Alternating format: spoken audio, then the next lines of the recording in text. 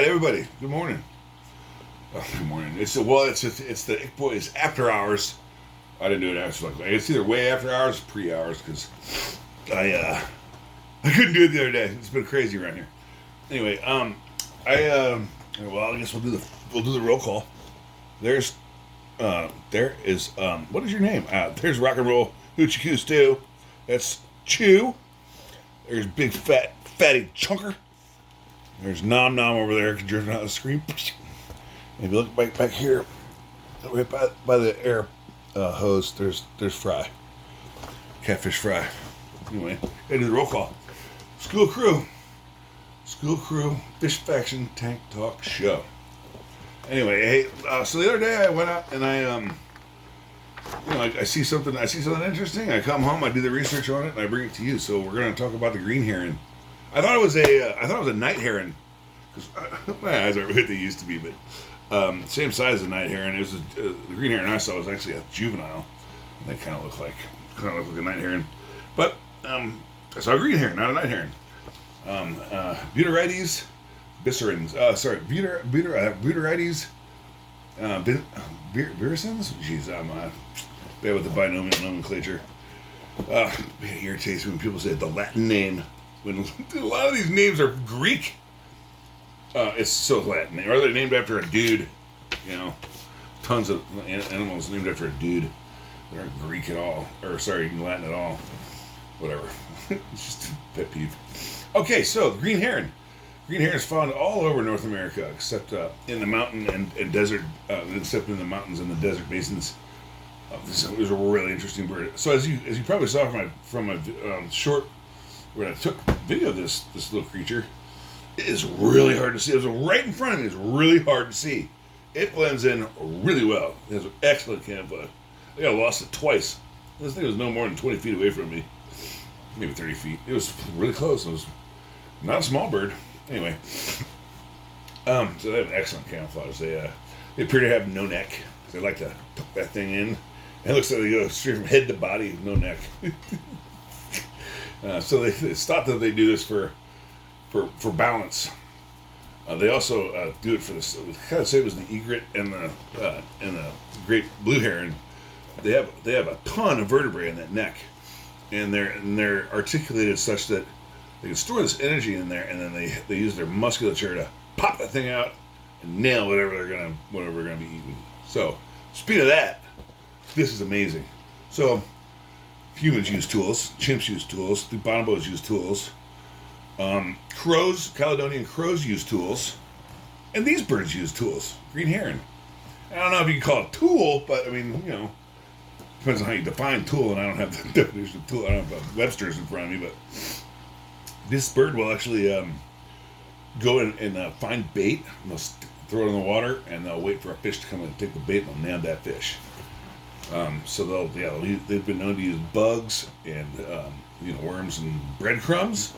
And I'll just fling that right there at the shore, and I'll just wait for some poor sucker fish come up and try and eat, and boom, become a meal. So I just thought, this tool usage is it's amazing, especially if you're looking at those Caledonian crows.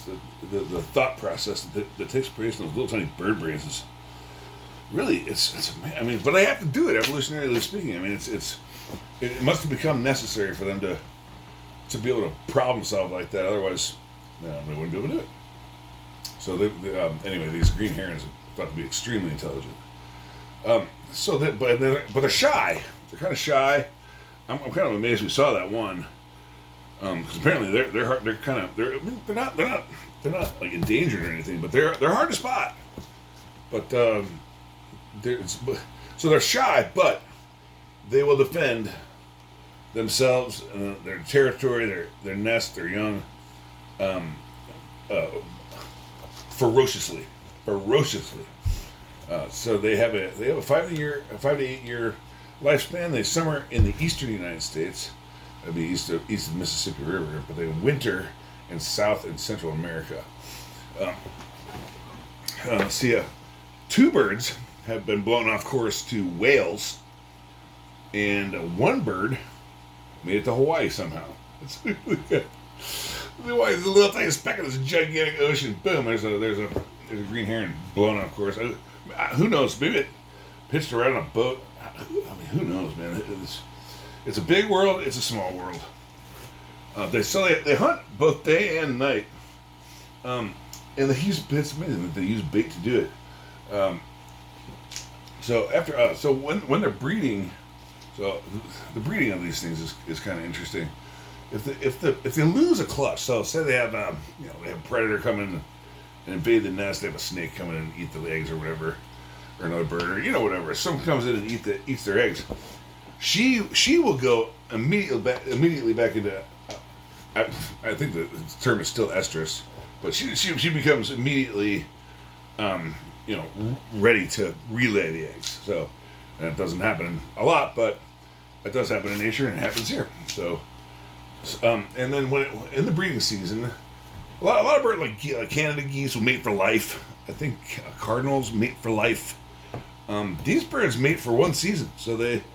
It's kind of a, they do with, the hot girl summer. They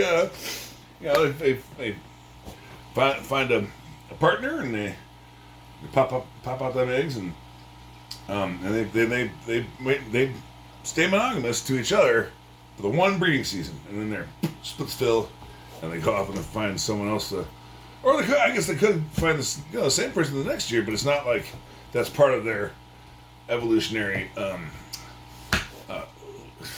strategy. It's a strategy. It's not that they have a strategy, but you know what I mean. It's kind of a happenstance kind of a thing. So let's see.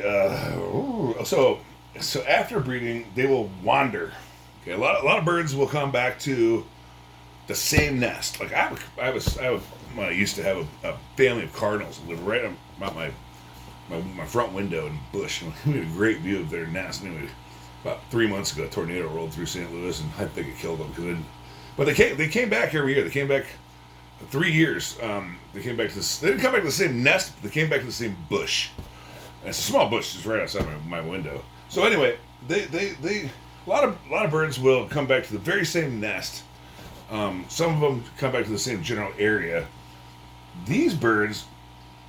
Well, after they breed, after they find a good spot, they have their young, everybody's reared and fledged, they will wander around, and if they find a better spot, they'll go there for the next breeding season. And if they don't, they'll go to one of the other spots that they've found in the past, and because it's safe and it's conducive for breeding, and they will go there. But they wander, which it's the first. It's kind of they're kind of nomads, and they just this looks like a great place. Let's have some kids here, honey. They'll steal other birds' nests. So they're kind of we talked about how they're kind of ferocious when you corner them. Not when you corner them, when you just step into the neighborhood. They're not having it. They'll actually go out and steal your home. They'll take your house, your little nest, and if you try and take it back from them, they'll fight you. Let's see.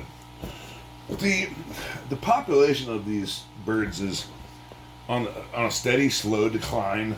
It's not by any means endangered, but it's been dropping. The research I found said 1.3% per year from 1966 to 2019, with a cumulative decline of 51%. It's common. They call it a common bird in steep decline.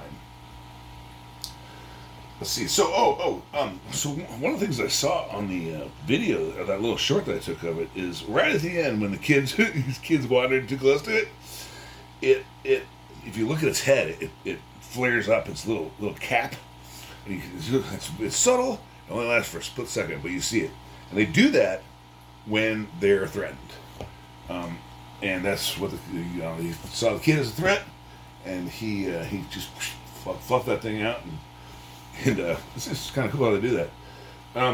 But they also do this other thing called gular fluttering, which is it's this patch of feathers kind of on their neck, kind of the breast and neck area, and they will fluff these out to let the hot air close to the body kind of wisp away, and then they'll kind of cool off that way. Where most birds pant like dogs. So if you get a hot bird, you see its mouth open and the tongue hanging out, and they're panting. But these birds, and many other birds, but these birds in particular do this gular fluttering, which cools them off. And they use that crest that I was talking about before, the little cap on their head, for communication as well. So these birds are, and it's a beautiful bird too. Beautiful bird. I believe the one I saw was a juvenile. I looked it up in the field guide. It said it has those streaks on his breast and neck, and the one that I saw had very pronounced streaks on his breast and neck. So I think that one was a yearling, maybe less. And then it'll lose all that stuff and become a really colorful, vibrant, beautiful bird next year, I would think.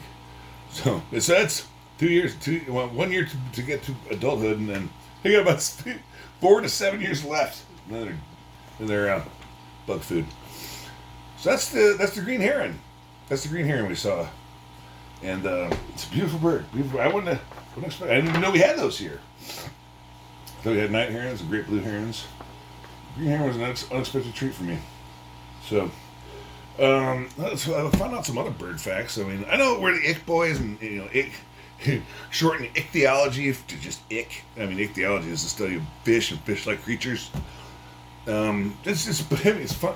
We go out and the kid and I go out fishing. We see all this other amazing wildlife, and they're easier to capture, to document, to capture on camera than fish floating below a murky, the murky water surface. Can't do that. I mean, good, but I don't have the equipment for that. So Canada geese. We all know Canada geese are kind of ill-tempered, kind of grumpy. So I found this. I didn't really think about this, but I found this out the other day. So I thought that they were just kind of, like that. But let's see what we can get. There we go. There's a rock and roll hoochie stew going through the fish bridge. Nice. So Canada geese. During the breeding season, Canada geese, they lay those eggs, and the eggs hatch, and they got their little baby, adorable little goslings. That those geese defend ferociously, just like the green heron. They molt their feathers, which means they change out their feathers and then they grow new ones. During this time, they cannot fly, so they stay grounded. Mom and dad stay grounded with the little baby chick goslings, and they're all grounded. And so I think that's why when you get close to them, they're like, okay, I can't fly, so it's a fight or flight thing, and they literally can't fly. So it's a fight thing. So that's why they're kind of ill-tempered, especially when the baby's around, because they don't have really any other choice. So they can't fly. The goslings definitely can't fly because they're all made of down. They're just fluff balls. You can't catch air with that. So I don't know. I found that out. I thought that was kind of interesting. I didn't really know that. I thought they were just kind of mean birds. So that's kind of a random fact that I found out. So and later today, the kid in here, he went down to his grandparents, down to Nana and Papa's. Papa's a little he's not feeling so great. The guy's a battle axe, dude. The guy's a tank, but he survived two bouts of MRSA. He had a leg taken off. He had a surgery in his knee. The implant was infected somehow, and it had to take his whole leg off because of it. And they're suing the company and the doctor and everything else. Anyway, it's a show. So anyway, he's going down there. He's gonna go hang out with them and about to start school again. So he's his buddy listening to him time budgeting. Like he's gonna hang out with before school starts up again and the fun ends. So anyway, he's down there. So it's just me. I'm gonna go over to the pond later and maybe I don't know if I'm gonna get some worms or some chicken livers, maybe just for some catfish, or I don't know. I don't know what I'm gonna do. I don't even care if I catch any fish. I just like going out there and being in nature. Is hotter than the devil's rear out there, but I'm just patting myself in the shade. It's like they said, like the kid tried to say the other day. A bad day's fishing is still better than a good day of work. Anyway, sorry, that went off a little tangent, little bird walk there, but this has been the green heron. It's a beautiful bird. Beautiful bird. Anyway, people don't think nature be like it is, but it do.